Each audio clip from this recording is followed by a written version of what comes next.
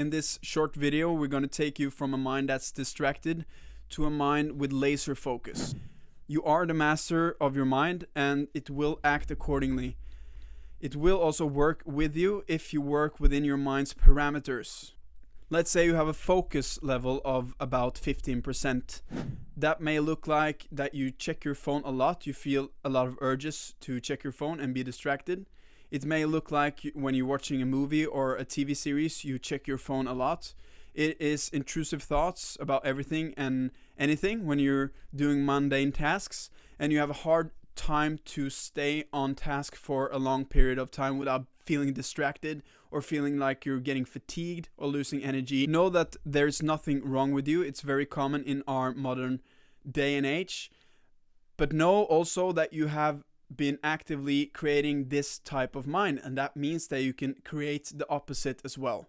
By following the steps in the method that I will explain to you, you will start to strengthen your focus little by little. By following all the steps all the way through, you will build a laser focus that will make work and being in every task in your life feel effortless, but also fun with flow and feeling like you're in the optimal state of mind while doing them. Before I go into these 5 steps, I just want to urge you to use this video as a tool for focus. In this video, you can practice your focus. So when you feel like you're getting distracted or you want to click off and do something else, practice to watch it all the way through, and know that by doing that and restricting yourself from doing anything else, you're actually building that muscle just throughout this video.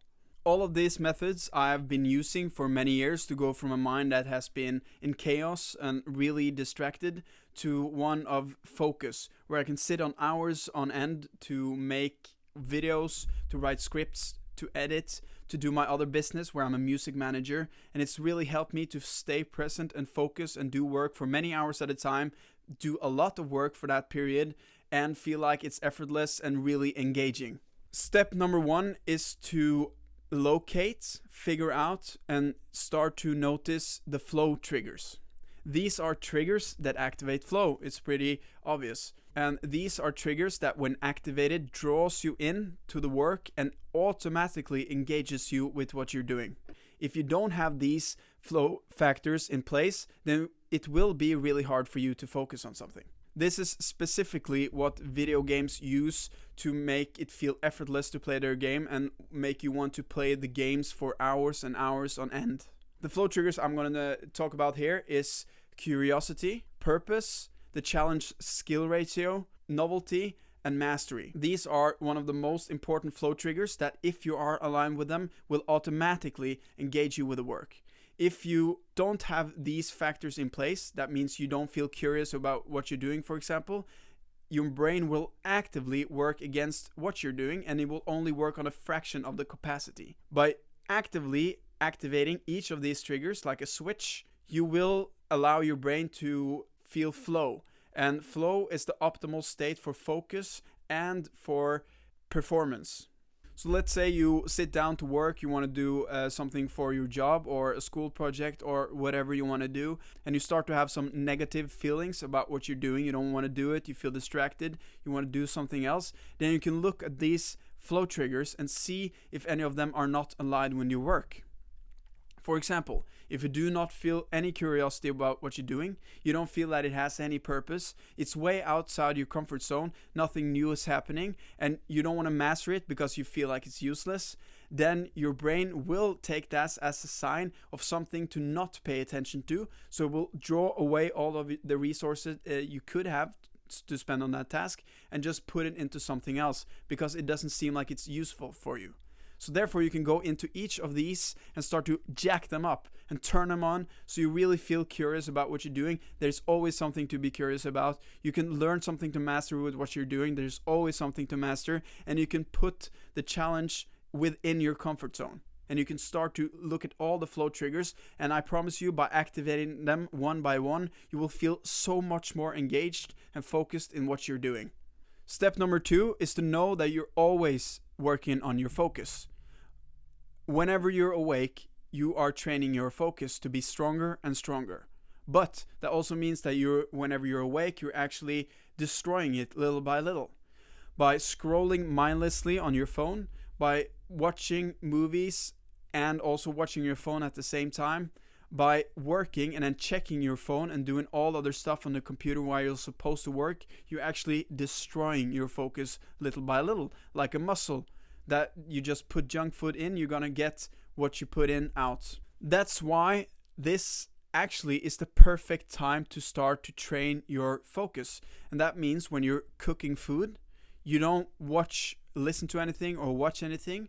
You're actually staying with cooking the food. When you eat the dinner, you are tasting the tastes, you're looking at the colors, you're not watching your phone or anything like that.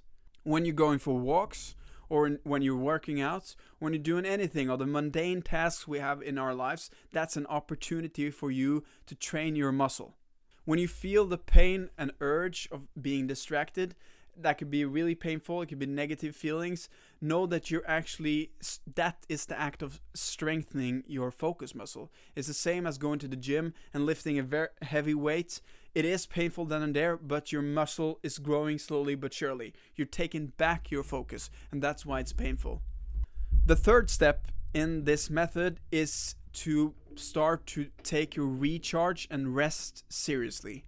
Recharging and rest is so important for building focus because your brain needs time to wander. It needs time to recover from heavy focus sessions or intense use of brain power.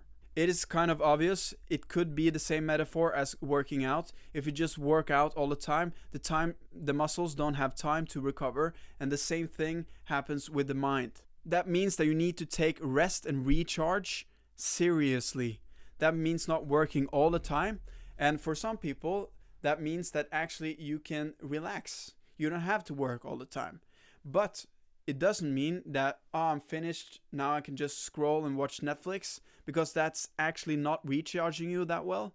It's doing activities that's the same with the mundane tasks, but more like working out, doing a sauna, stretching, ice therapy, making good food, listening to music, calming yourself down. All of these activities, doing a sport, they are actively helping you to recharge, so your brain is fresh for the next intense session of focus. If you do these three things, you will already start to build a very strong focus. And if you were at 15%, you can go all the way up to 60% of the focus capacity that you have. These are very important things. But if you want to truly optimize your focus, these next two steps are also crucial.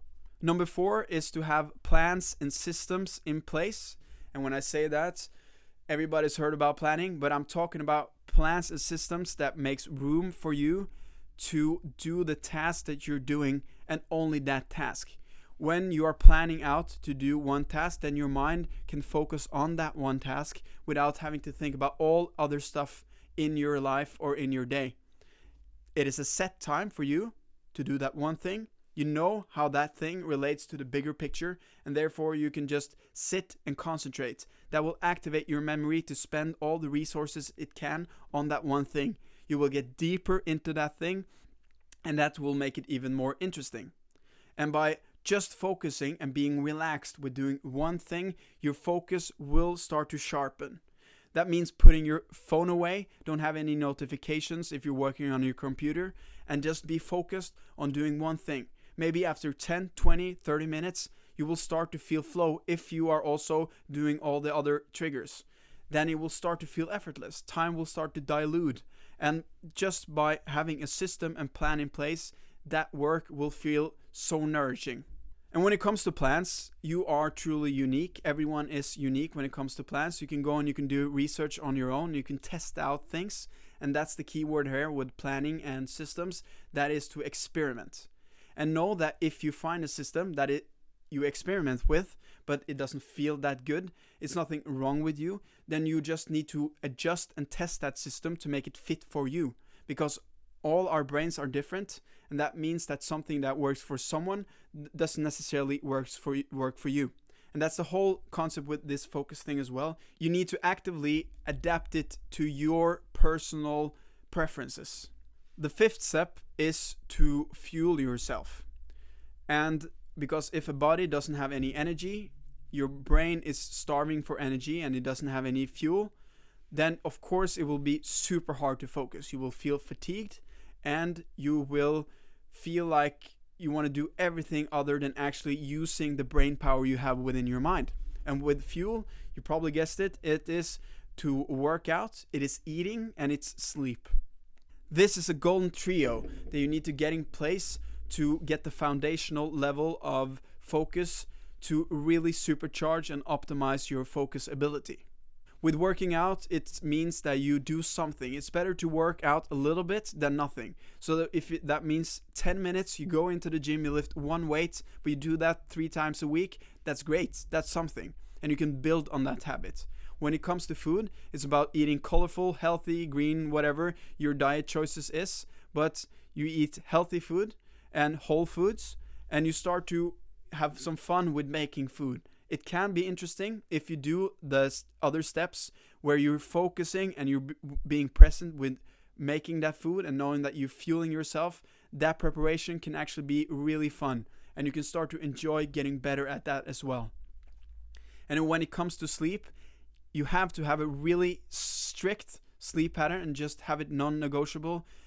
Do everything you want in the middle of waking up and going to bed, but that should be at the same time. And I know that's super hard, but if you can put parameters in place, not watch your phone before you go into bed, start to read and start to go to bed at the same time, the time that fits you the best, and then wake up the same time, you will start to feel more tired at that time, and you also recover better when waking up at the same time every day.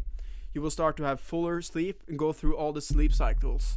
And these 3 things will lay a foundation for you to do everything else in your life. By combining all of these 5 steps, you will supercharge your focus to be laser sharp. And let's say you were at 15%, maybe you were at 20, maybe you were at 10, I don't know. But if you do these things, the default mode of your focus will increase. That means you don't have to do everything of this all the time. Because if you build your focus, it will go to a higher level, and then you can stay there, you can build it even higher. Or if you start to do bad things, but you start to do things that's detrimental to your focus, it will decrease, but it will decrease slowly, and you can start to build it up again. So you can have breaks, you can do this slowly but surely, but over time you want to increase your focus and not decrease it, because the society and everything around you is working for you to decrease your focus.